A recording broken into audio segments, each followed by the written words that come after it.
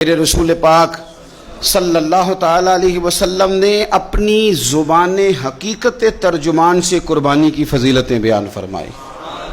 جب کسی بات کا نبی پاک تذکرہ کر دیں، حضور تو ویسے ہی برسبیل تذکرہ کو نام لے لیں تو وہ چیز شانوں والی ہو جاتی ہے، اور جس کا مختلف زاویوں سے، مختلف جہتوں سے، مختلف انداز سے میرے کریم تذکرہ کریں، اور حضور علیہ السلام مختلف طریقوں سے اپنی امت کے دل میں اس کی اہمیت کو بنائیں۔ بڑا پیار ہے رسول پاک کو سیدہ فاطمہ الزہرا سے، حضور کو اپنی شہزادی کے ساتھ سیدہ طیبہ طاہرہ حضرت فاطمہ الزہرا رضی اللہ تعالیٰ عنہ کے ساتھ بڑا پیار ہے۔ چاروں بیٹیوں میں یہ بڑی لاڈلی ہیں، بڑی پیاری ہیں، بڑی رسول کریم کے قلب اطہر کے قریب ہیں، حضور کے جگر کا ٹکڑا ہیں۔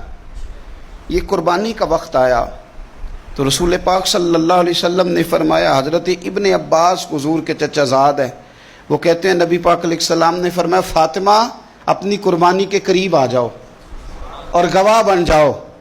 فرمایا اس کے خون کا قطرہ زمین پہ بعد میں گرتا ہے، اللہ قربانی کرنے والے کے سارے گناہ پہلے معاف فرما دیتا ہے۔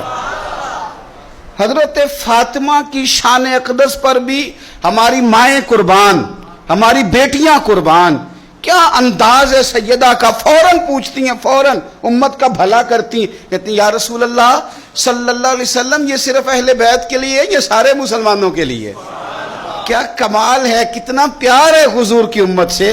حضور یہ صرف اہل بیت نبوت کے لیے ہے؟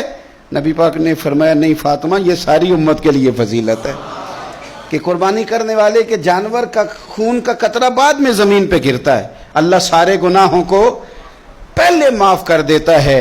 خون کا قطرہ گرتے ہی اللہ تبارک و تعالی اس بندے کے گناہ معاف کر دیتا ہے جو بندہ قربانی کا جانور ذبح کرتا ہے۔